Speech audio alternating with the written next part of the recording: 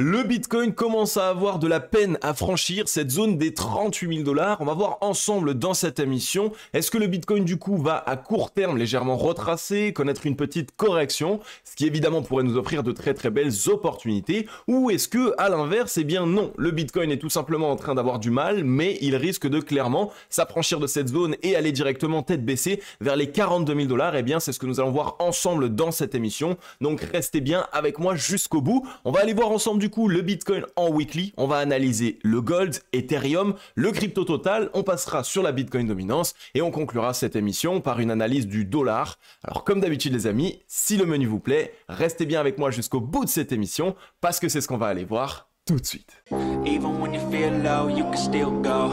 Even when you feel slow, you can still go. Even when there's no hope, you can still go. I never answer to no, man, I still go.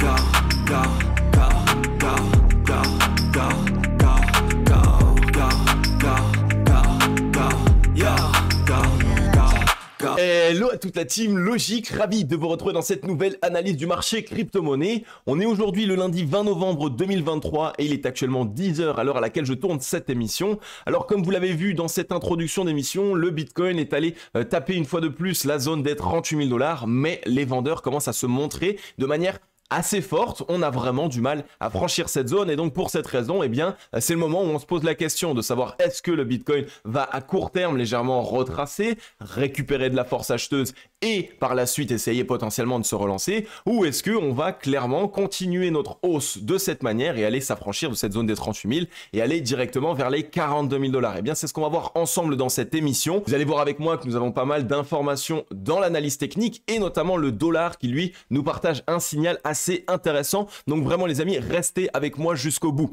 On va faire comme d'habitude une petite revue globale du marché crypto-monnaie. On y voit un Bitcoin qui ce matin nous pousse 1,4% à la hausse, donc plutôt intéressant. Il rattrape une légère baisse qu'on a pu avoir sur ce week-end et sur la fin de semaine dernière. Donc c'est assez intéressant à voir. Maintenant, comme on le voit, c'est aussi bien plus pertinent pour les altcoins puisqu'on a enfin Ethereum qui surperforme le Bitcoin, qui nous pousse 3% de hausse. On voit ici le BNB avec 1,2% de hausse, ADA Cardano qui nous pousse 4,2%, Chainlink qui nous pousse quasiment 7%, le Polkadot avec 4,1%, on voit le NER qui nous pousse 16,2%, Uniswap qui nous pousse 3%, bref, on voit clairement que là ça profite aux altcoins. Donc, deux choses qu'on peut se dire. Première chose, c'est évidemment que le Bitcoin est peut-être en train d'entrer dans une consolidation pour faire en sorte évidemment de permettre aux altcoins de réaliser de très belles performances. Deuxième possibilité, c'est que nous sommes ici sur un petit piège. On cherche à faire surperformer les altcoins pour que tous les investisseurs aillent dessus et finalement par la suite, on entame une correction qui peut faire assez mal, évidemment à court terme, mais ça peut aller extrêmement vite. Donc c'est ce qu'on va voir ensemble. Clairement, il va falloir démêler le vrai du faux. Est-ce que le Bitcoin va tout simplement ranger et nous offrir une petite altcoin season, ou est-ce qu'à l'inverse, on est tout simplement en train d'essayer de piéger un maximum d'investisseurs? Eh bien, c'est ce qu'on va aller voir tout de suite. Juste avant, les amis, comme vous le savez, j'ai mis en place une conférence qui devait avoir lieu vendredi 17 novembre à 20 h 30. Malheureusement, j'ai eu un problème avec mon réseau fibre et donc aujourd'hui, un technicien devrait passer pour régler ce problème, ce qui fait que du coup, nous n'avons pas pu réaliser cette conférence de vendredi. Mais extrêmement bonne nouvelle, elle est tout simplement reportée. Évidemment, on ne va pas l'annuler, on va la reporter et elle sera reportée à jeudi, ce jeudi 23 novembre 2023 à 20 h. Donc vraiment, les amis, n'hésitez pas pour toutes les personnes qui n'avaient pas encore pu s'inscrire. C'est votre moment, inscrivez-vous, c'est totalement gratuit. Le lien est en description, il est aussi en commentaire épinglé dans cette conférence, les amis, qui ne sera pas enregistrée, qui ne sera pas rediffusée en live. Donc vraiment, c'est le moment pour vous d'être présent. On va clairement traiter ensemble comment est-ce qu'on peut réaliser les meilleures performances pour ce bull run de 2023, 2024, 2025. Je vais vous partager les outils, les stratégies, les informations nécessaires pour que vous, de votre côté, vous puissiez vous professionnaliser et surtout aller chercher de gros résultats pour le bull run qui arrive. Donc c'est maintenant qu'on commence à préparer des bons portefeuilles, c'est maintenant qu'on commence à mettre en place tout ce qu'il faut pour par la suite pouvoir être clairement serein et réaliser de grosses performances. L'objectif sera de réaliser à minima x5 pour ce bull run 2023-2024. Donc vraiment les amis, pour toutes les personnes qui ont envie de pouvoir être accompagné, de pouvoir obtenir les bonnes stratégies, les bonnes informations et surtout de faire en sorte de réaliser le moins d'erreurs possible sur ce bull run qui arrive. Alors les amis, clairement, c'est votre moment. Jeudi 23 novembre à 20 h, je vous invite à ma conférence 100% gratuite. J'espère que vous serez le plus nombreux possible.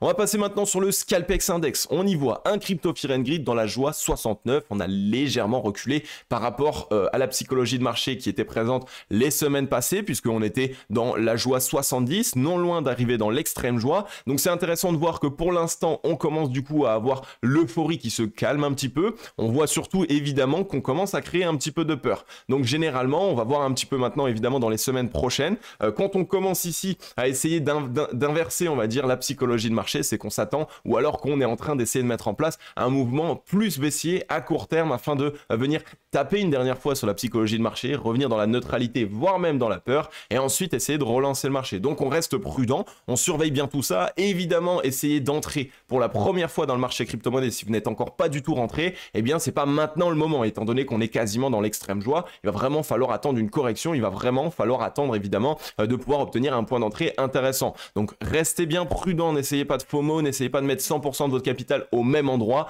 Comme d'habitude, on divise son capital d'investissement en plusieurs enveloppes. On prend chaque enveloppe pour acheter des zones spécifiques qu'on a définies dans son plan d'action. Pour les personnes qui trouvent ça un petit peu compliqué, les amis, clairement, allez voir les émissions précédentes. Je parle beaucoup de comment est-ce que vous pouvez vous professionnaliser dans votre investissement parce que c'est nécessaire aujourd'hui. Le marché crypto-monnaie est en train de se développer et surtout, il y a maintenant les gros requins, les gros gestionnaires de fonds, excusez-moi, qui commencent à rentrer sur le marché crypto et donc ça va être de plus en plus difficile. Donc c'est à vous de vous professionnaliser si vous ne voulez pas vous faire plumer.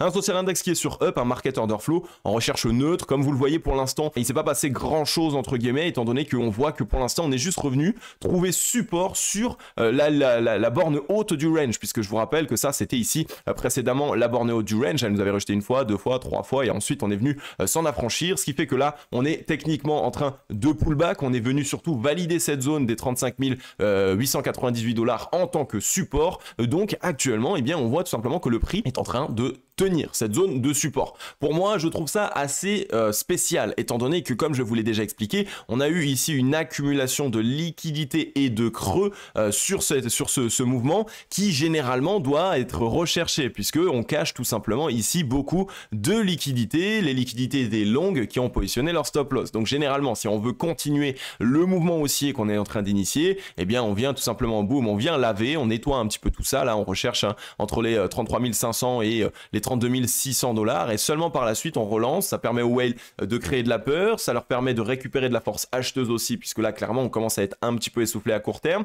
Ça permet de récupérer des liquidités, ça permet de racheter aussi évidemment des zones de prix plus intéressantes que ici les 37 000. Les whales elles vont pas acheter les 37 000, si déjà elles ont un tout petit peu acheté, elles vont le faire encore ici aux 33 000 $. Donc c'est pour cette raison que clairement je pense que de mon côté on va d'abord essayer d'aller faire ce petit nettoyage, et une fois que le nettoyage sera fait ici, à ce moment là on pourra potentiellement soit continuer le range et donc consolider et permettre aux altcoins de réaliser de très très belles performances, soit évidemment, et bien à ce moment là on verra ce qu'il se passe, on sera en train de tester la demande. Par contre sur cette zone, clairement pour les personnes qui ne sont pas encore entrées ou alors qui ont du capital à vouloir déployer encore, et bien c'est là où pour moi on a les meilleures opportunités. Donc pour toutes les personnes qui sont impatientes, qui en ce moment voient des altcoins performer, qui sont en train de se dire non c'est maintenant je vais mettre tout mon capital, vous êtes à deux doigts de faire une très très grosse erreur. Donc soyez conscient quand vous voulez investir sur le marché crypto-monnaie des émotions qui vous traversent le corps. Quand vous êtes super excité et que vous voulez absolument acheter, c'est souvent que c'est la pire chose à faire. Quand vous avez extrêmement peur et que vous voulez surtout vendre tous vos actifs, et ben c'est souvent là que au contraire il faut continuer d'acheter et conserver cette position. Donc utiliser la psychologie inversée dans l'investissement, c'est nécessaire les amis, clairement. Vous allez voir que ça va vous sauver énormément de fois. Donc voilà pour le Scalpex Index. Pour moi je n'ai rien à dire de plus. On est en 4 heures, on voit qu'on commence ici tout simplement à essayer de chasser des liquidités short, hein. On n'a pas envie qu'il y ait trop de short qui se positionnent, mais pour l'instant voilà, on commence de toute façon à faire des tops de plus en plus bas. On n'est pas très loin ici d'une épaule tête-épaule qui est en train de se mettre en place à court terme, hein, qui pourrait nous ramener de toute façon aux alentours des 32 500 $. Donc voilà, pour l'instant pas mal de choses en termes d'analyse technique qui nous partagent ce scénario. J'attends du coup cette correction qui pourrait nous être extrêmement intéressante. pour recharger sur des alts, pour recharger un petit peu pour Bitcoin si jamais il y a des personnes qui n'étaient pas encore entrées sur le Bitcoin, et surtout ça va permettre de calmer un petit peu cette frénésie sur le marché crypto et donc de nous permettre tout simplement d'avoir un point d'entrée plus professionnel, plus intéressant. On va passer maintenant sur le Bitcoin en weekly. Donc comme vous l'avez vu en introduction d'émission, le Bitcoin est en train d'avoir du mal à s'affranchir de sa zone des 38 000 $. Est-ce que c'est un signe qui est mauvais? Non, pas forcément. Maintenant on commence quand même à avoir bien poussé, même si bon, techniquement, si on regarde en termes de durée, on a eu quoi? On a eu 1, 2, 3, 4 semaines, 5 semaines de hausse consécutive. C'est pas énorme, clairement. C'est la raison pour laquelle je pense que cette semaine, on va avoir peut-être un petit chandelier japonais d'indécision ou alors un chandelier japonais dans lequel on est très clairement en train de marquer un range entre ici les 34 510 et les 37 491. C'est tout à fait faisable, hein. Ça voudrait dire que en fait, la zone des 0,38,2 est en train de plutôt tenir, entre guillemets, pas forcément en tant que résistance, mais en tant que zone pivot. On est du coup en train de vouloir s'assurer que cette zone tienne bien. On en fait ici tout simplement un spike de volume profile, hein. Est-ce que j'ai mes volume profile? Je vais m'afficher mes volume profile, je vais vous montrer un petit peu comment est-ce qu'on le voit. Donc c'est ça, un spike de volume profile, les amis.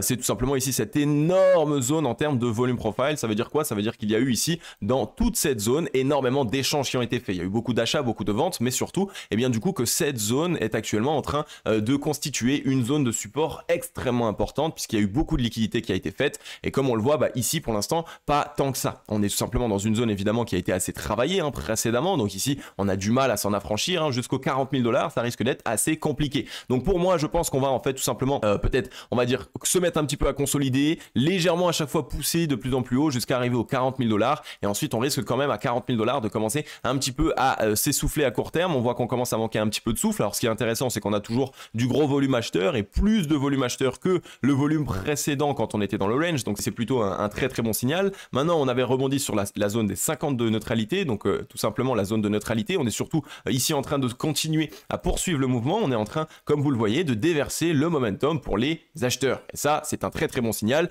On est pas loin de la zone de surachat, mais on n'y est pas encore. Donc après un rebond sur la zone de neutralité, généralement, on va dans cette zone de surachat. Donc je pense que là, on est en train de créer une petite frayeur, mais que tout simplement, on est en train d'essayer de faire rentrer un maximum de short dans le mouvement pour par la suite, tout simplement défoncer les vendeurs, aller chercher les 42 000 $. Et une fois qu'on sera ici, là, ok, on aura défoncé les vendeurs. Les acheteurs, eux, auront repris énormément en euphorie. Et donc là, les whales peuvent commencer à s'amuser pour essayer de dumper le marché. Et ce sera en février 2024, 2-3 mois avant le halving du Bitcoin. J'en ai déjà parlé, je pense que pour moi c'est ça qui va se passer. On va pousser à la hausse juste avant le halving, 2-3 mois avant, comme ça tout le monde va être extrêmement euphorique, va vouloir acheter avant le halving, et à ce moment-là on va corriger, on va même pour moi je pense revenir tester la fameuse zone de support des 31 000 $. Donc à surveiller, restez prudents les amis, clairement.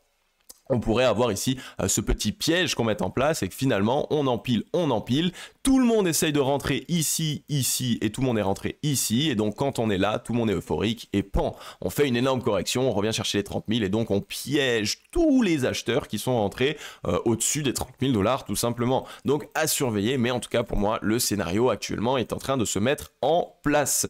On va voir maintenant sur le RSI, on voit que pour l'instant c'est extrêmement propre, on a fait un top plus haut que le précédent, donc ça veut dire que le momentum est en train de se déverser bien pour les acheteurs. On est peut-être juste sur cette semaine en train de faiblir un petit peu, c'est tout à fait normal. On reviendra tester la zone de neutralité, la zone des 70 de RSI, excusez-moi. Ça pourrait nous ramener entre 35 000 et 34 300 $ et par la suite essayer de trouver le rebond pour envoyer tout simplement la poursuite. Je vous rappelle qu'on est dans ce très très gros double bottom de momentum. Donc clairement, les acheteurs sont actuellement en train d'être poussés à la hausse. C'est pour ça que moi je pense qu'on peut continuer de pousser, on emmène ici tout dans l'euphorie, dans l'extrême joie, on emmène tout simplement ici aussi dans la zone de surachat et ensuite on fait le dump pour venir tout simplement prendre de contre-pied un maximum d'investisseurs. Donc voilà un petit peu ce que moi je vois à court terme, moyen terme, long terme. Bon, j'ai pas envie de parler à long terme puisqu'on est plutôt sur du moyen terme pour moi d'ici février 2024. Donc surveillez bien tout ça les amis sur le Bitcoin. Attention à ne pas FOMO trop tard évidemment et surtout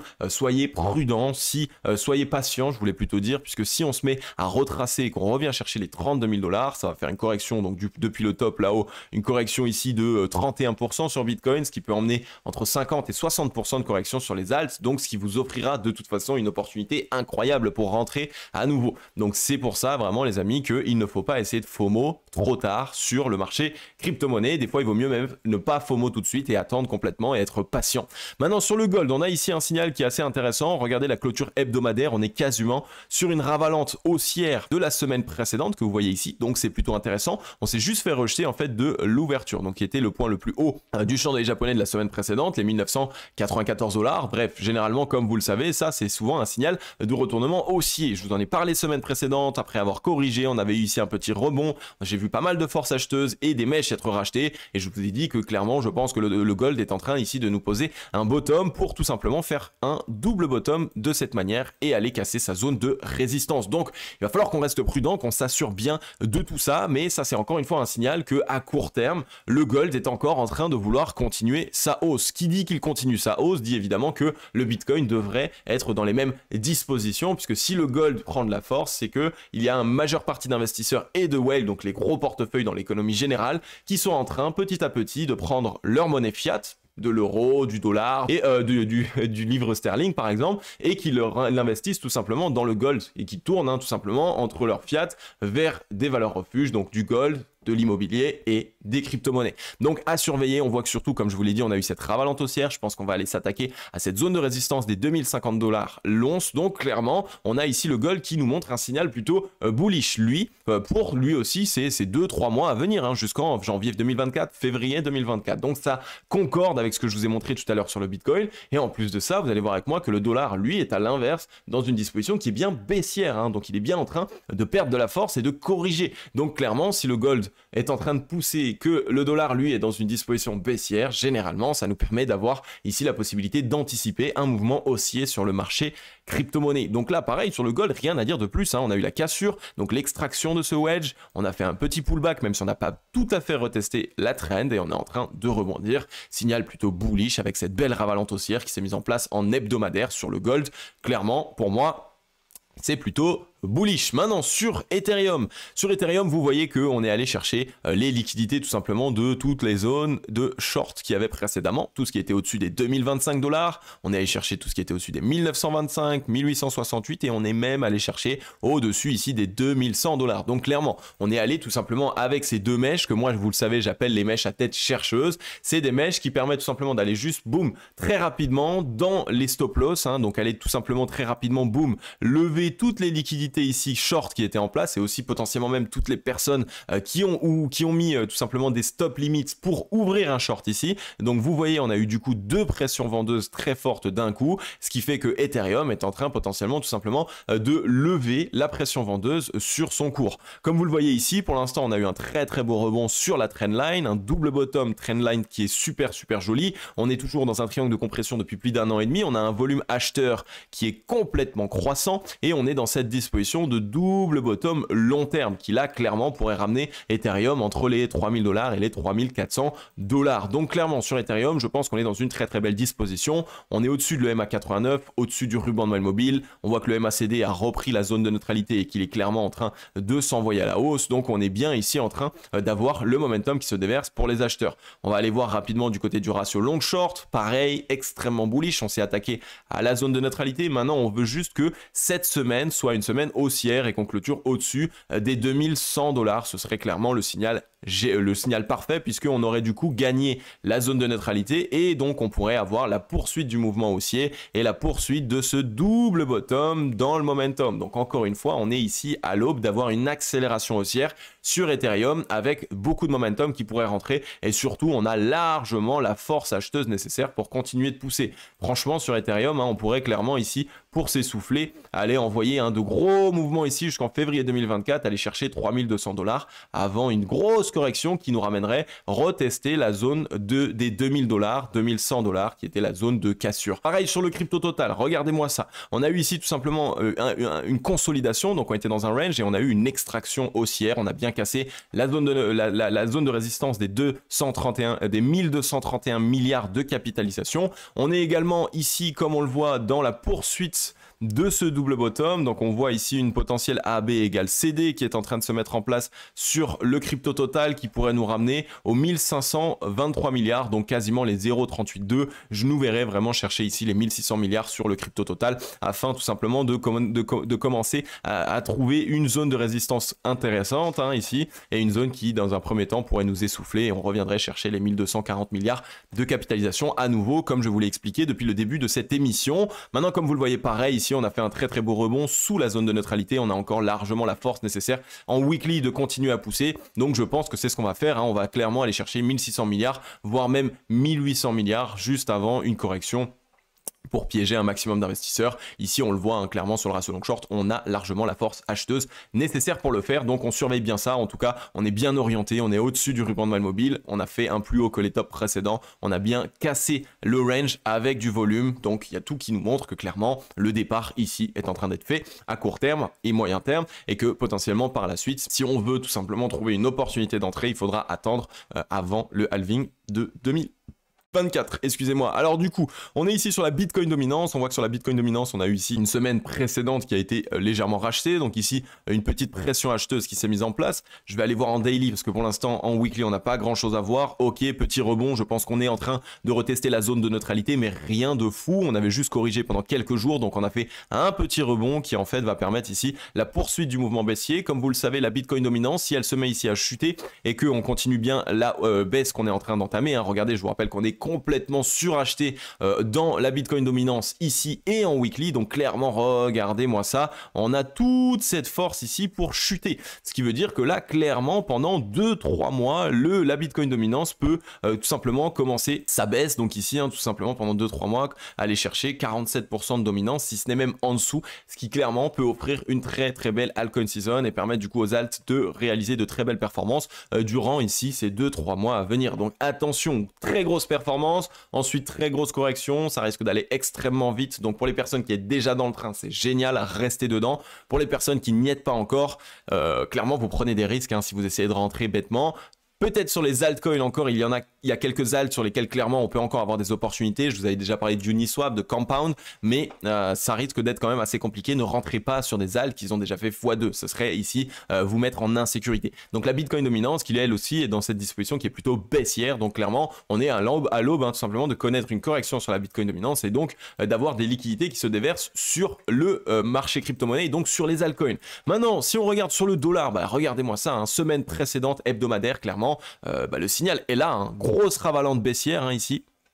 Donc là, on a eu un chandelier japonais très important de la part des vendeurs. Donc clairement ici, dominance de la part des vendeurs. On voit qu'il y a eu ici une vente très profonde. Par la même occasion, on était du coup dans ce M donc qui s'est mis en place. Ici, on l'a bien validé, on a cassé la ligne de coup. On est bien ici, comme on voit, dans la poursuite du mouvement baissier. Donc là, ici, clairement, le dollar est en train de nous montrer un signal de retracement important. On va avoir tout simplement cette zone de support entre les 103,66 points et les 102,95 points. Si à la fin de cette semaine on clôture en dessous des 102,95 points, ça veut dire qu'on a réintégré le range. Regardez ici en weekly, on était dans ce range ici, donc dans cette grosse consolidation. Et donc là, clairement, si on fait ça, ça veut dire qu'on réintègre le range et qu'on va aller chercher le bas du range. Et donc, on avait la nécessité d'aller chercher les liquidités ici ainsi que ici. Et donc, on va voir le dollar rechercher les 87 points pour l'année 2024. Donc, vraiment, les amis, surveillez bien ça. Ce serait tout à fait faisable.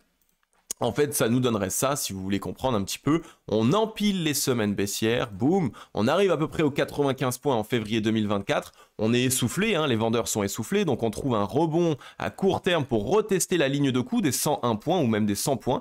Et ensuite, on corrige. Et donc, ce rebond-là sur le dollar, eh bien ce serait la chute du Bitcoin, comme je vous l'ai dit tout à l'heure, qui va permettre de sortir un maximum de personnes sur les altcoins, de sortir des personnes de longues, etc., juste avant le halving, en février 2024. Donc ça concorde tout à fait. Pour ma part, je nous verrais faire ce rebond-là, qui serait du coup là, plutôt, on va dire que ça ferait saigner le Bitcoin et le marché crypto-monnaie, et ensuite, on aurait la poursuite du mouvement, qui là serait du coup le halving du Bitcoin et la réelle poursuite du marché crypto-monnaie. Donc voilà un petit peu ce que je vois. Pour l'instant, l'instant, ça ne trompe pas, hein. On est clairement ici sur une décision vendeuse qui est juste dingue. On voit que sur le ratio long short, on était quasiment suracheté. Donc là, on est bien en train d'avoir le momentum qui se déverse pour les vendeurs. On n'est même pas encore sur la zone de neutralité. Donc clairement, le mouvement baissier qui est en train de se mettre en place va continuer et on attend de voir quand est-ce qu'on va s'attaquer à la zone de neutralité. La zone de neutralité, je pense qu'elle va tout simplement correspondre aux 100 points, tout simplement. Les 100 points directement qui sera la zone de neutralité et on verra si on arrive à s'en affranchir ou si on trouve rebond dessus. Mais au vu du weekly actuellement et de la force vendeuse qui est présente dans cet actif,